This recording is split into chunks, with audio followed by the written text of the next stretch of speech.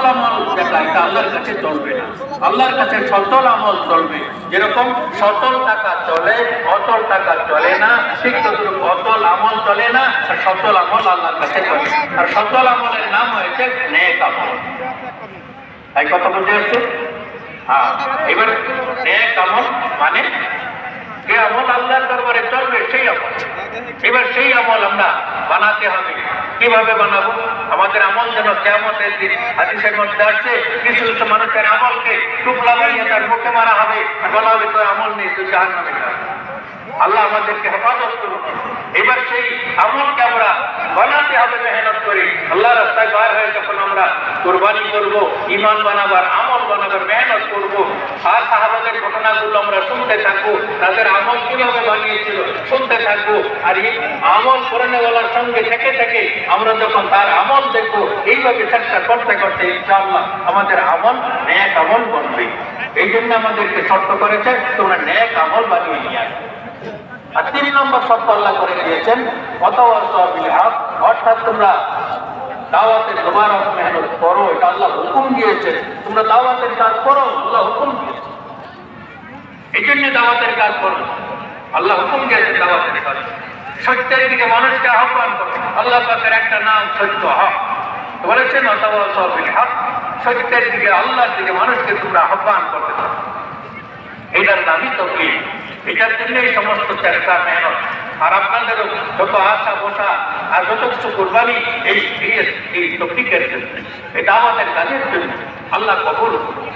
এবার আল্লাহ তাআলা বলে দিচ্ছেন যে কি তোমাদের নেক আমল থাকতে হবে, ঈমান থাকতে হবে, আর তোমরা 3 নম্বর কি বলেছেন, তোমরা দাওয়াতের কাজ করতে হবে। দাওয়াতের কাজ তোমাদের উপরে জরুরি, দাওয়াতের কাজ করতে হবে। আর তারপরে বলেছেন যে এই 3টা মেহনতের উপরে, ঈমানের মেহনতের উপরে, নেক আমলের মেহনতের উপরে, দাওয়াতের মেহনতের উপরে মওত পর্যন্ত জমে থাকতে হবে। এটার নাম সবর। তাই কথা বুঝে আসছে? এই 3টা মেহনত মওত পর্যন্ত নিয়ে আমাদেরকে চলতে হবে। মওতের আগে চুক্তি নেই, ইবাদত থেকে চুক্তি আছে, কিন্তু ঈমান থেকে আর দাওয়াত থেকে আপনার আমার মওত পর্যন্ত। এই জন্য ভাইরা আমাদেরকে মওত পর্যন্ত এই কাজ নিয়ে চলতে হবে। জীবনের ওজিফা বানিয়ে এই কাজকে করতে হবে। ভাই কথা বুঝে আসছে ইনশাআল্লাহ? হ্যাঁ ভাই, একটা তো বুঝলাম যে এই কাজ করলে আল্লাহ পুরস্কৃত করবেন। আর অপর দিকে শুনে নি যে এই কাজ যারা করবে না তাদের কি, তাদের জন্য আল্লাহ তাআলা কি বলেছেন সেটাও আমরা শুনি।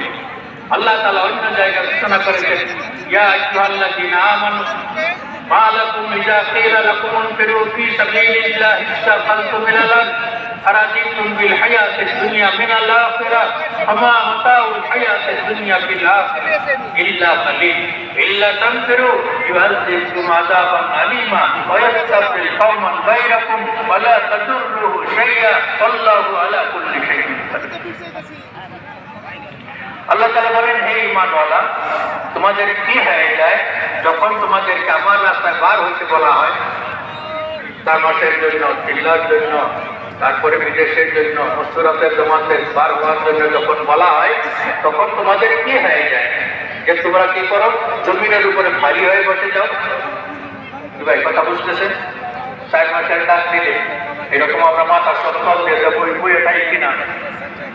আল্লাহ বলতেছেন, হে ঈমানওয়ালা, তোমাদের কি হয়ে যায় যখন তোমাদেরকে আমার রাস্তায় বার হওয়ার জন্য আহ্বান জানানো হয়, তখন তোমরা মাথা নিচে দিকে জমিনের উপরে ভারী হয়ে বসে যাও।